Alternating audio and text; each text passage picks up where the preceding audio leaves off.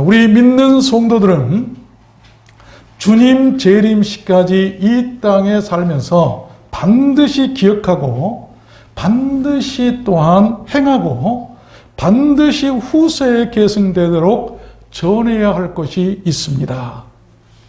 그것은 주의 자녀들의 권리임과 동시에 천국 백성들의 책임과 의무이기도 합니다.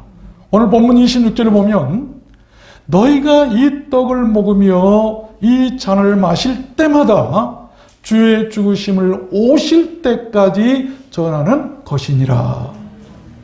반드시 행해야 할 그것은 이 유카리스트, 성찬이고 반드시 전해야 할 것은 is that 그의 죽으심이에요. 이 세상에는 많은 죽음이 있습니다. 우리는 많은 죽음을 접하며 살죠. 모든 인간은 예외 없이 언젠가는 반드시 그 죽음을 한 번은 맞이하게 됩니다.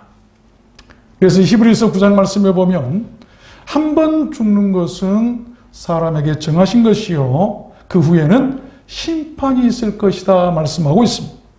여러분, 죽음은 그 형태도 다양합니다. 헛된 죽음도 있고 안타까운 죽음도 있고 억울한 죽음도 있고 어떤 죽음은 아주 아쉬운 죽음도 있어요.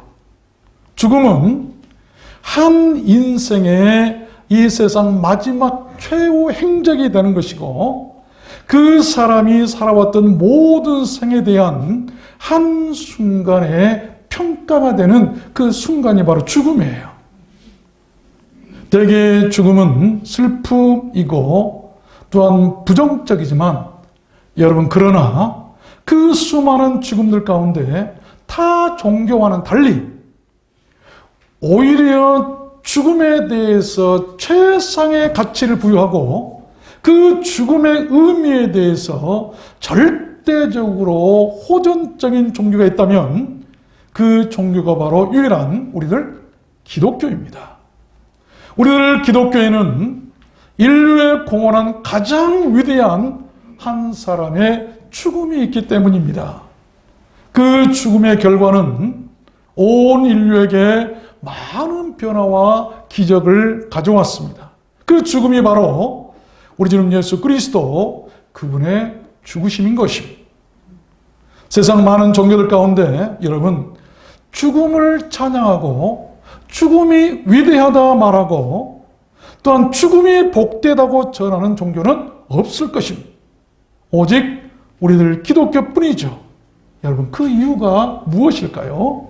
저는 오늘 말씀을 받들어서 그 이유를 여러분들께 증거해드리고 성찬을 베풀려고 하는 것입니다. 그분의 죽으심에는 더없는 감동과 감격이 있습니다. 우리는 오늘 본 말씀과 성찬을 통해서 인류에게 그 위대한 변화와 기적을 가져다 준 그 위대한 죽으심을 찬양하게 되고 그 위대한 죽으심을 다시 기억하게 되는 그런 은혜로운 시간이 되었으면 좋겠습니다. 여러분 모두 그렇게 되시기를 주님의 이름으로 축원합니다. 그러면 그 죽으심이 가져온 그 위대한 기적이 무엇일까요? 첫 번째는 이 purify sins, 죄를 깨끗게 하신 기적입니다. He said, 여러분 그의 죽으심은 로마서 6장 10절에 보면 죄에 대하여 단번에 죽으심이요, 그 죽으심의 이유를 죄라고 분명히 말씀하고 계세요. 그렇습니다. 여러분, 인류의 가장 큰 문제가 있다고 한다면 핵 문제도 전쟁도 아니에요. 그보다 더 큰 문제는 바로 죄의 문제입니다.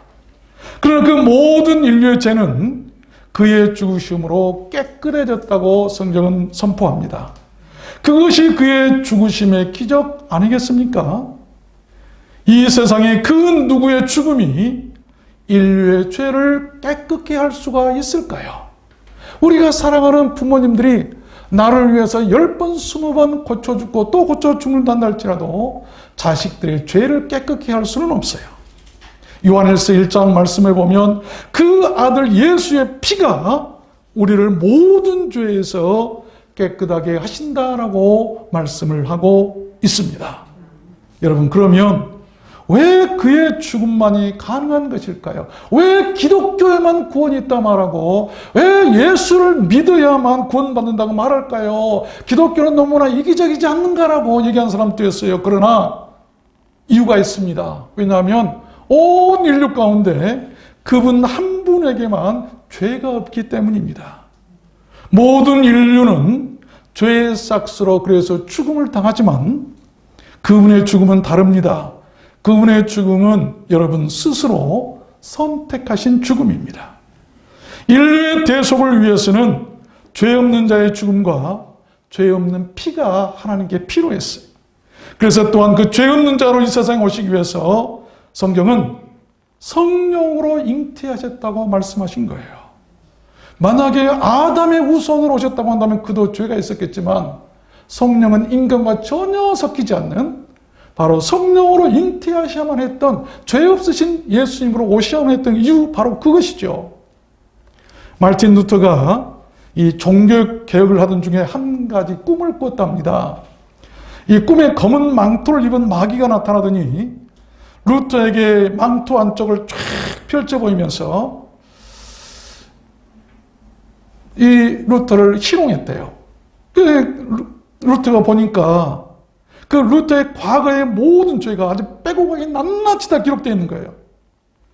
마귀는 그 죄들을 들먹이면서 비아냥거렸어요. 이런 네가 종교개혁을 한다고 포기해라. 포기하면 내가 덮어주겠다. 루터는 갑자기 힘이 쫙 빠지고 휘청거렸어요. 아무도 모르는 줄 알았는데 이 마귀랄 놈이 달고 있네. 그러나 포기하지 않을 것을 천명하자 마귀가 그래? 그러면 이 모든 죄를 세상에다 폭로하겠다 라고 협박을 했어요. 루터는 더욱 의기소침해져서 풀이 죽었습니다. 그리고 갈등했습니다. 아이고 정말 여기서 그만두어야 하는가? 여러분 그때 하나님의 말씀이 그에게 강하게 임했어요. 그 말씀이 요한일서 1장 7절 말씀입니다. 그 아들 예수의 피가 우리를 모든 죄에서 깨끗하게 하실 것이요.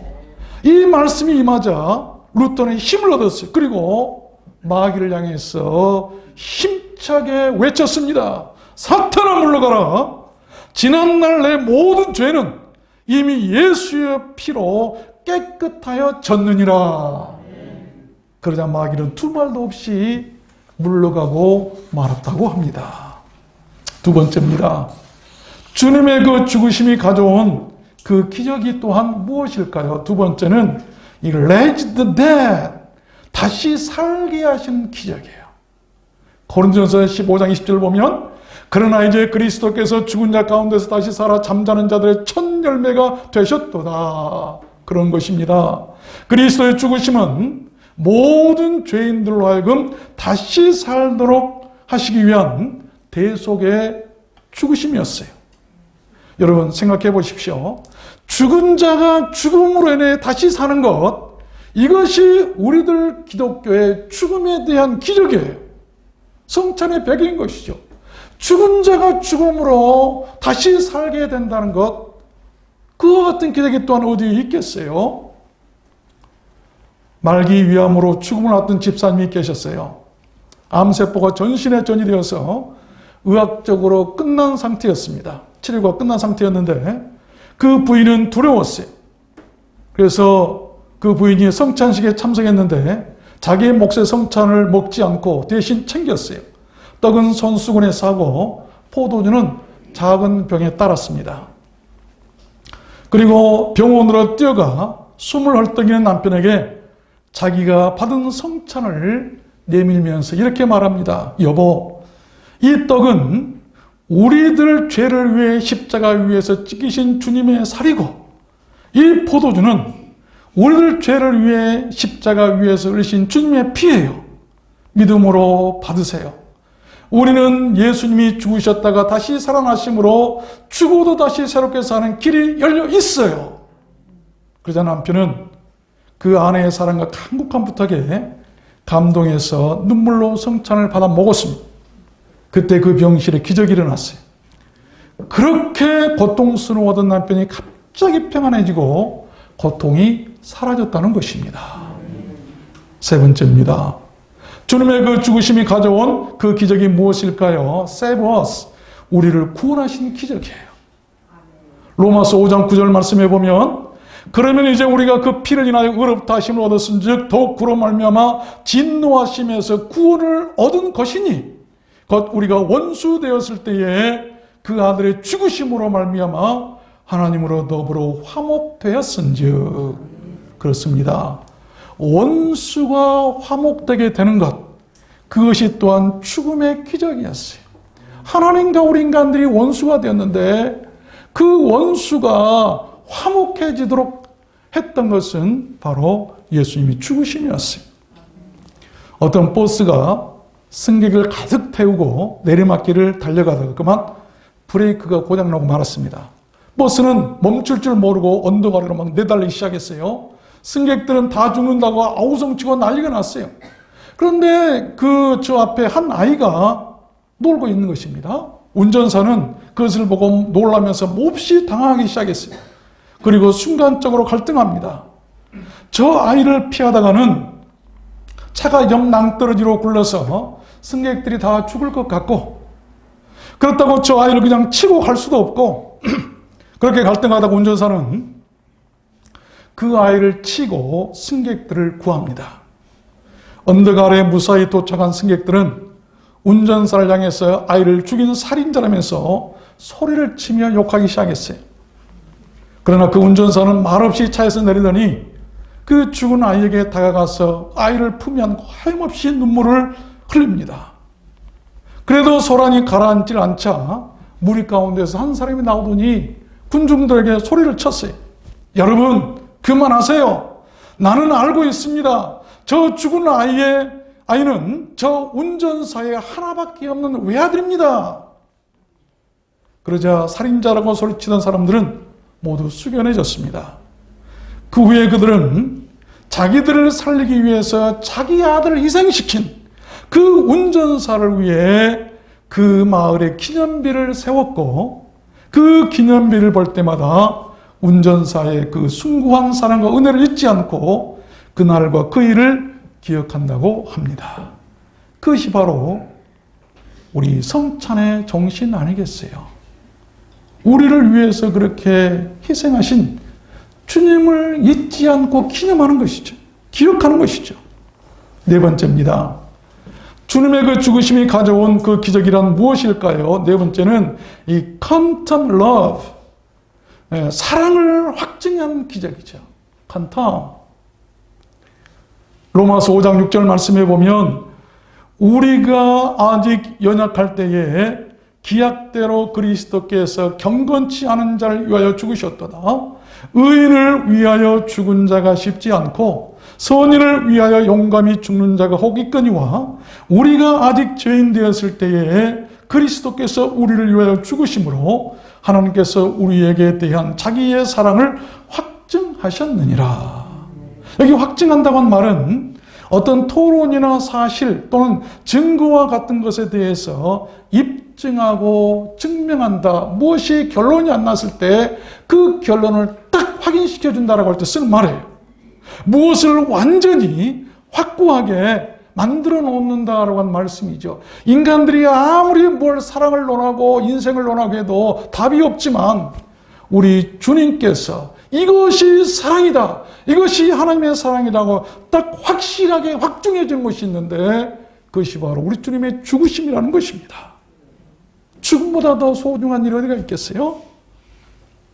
그렇습니다. 주님의 그 죽으심은 우리들 인류를 향하신 자신의 그 사랑을 완전하게 가르치시고 증명해 보이시고 이것이 사랑이라고 증거한 사랑의 증표와 같은 것입니다.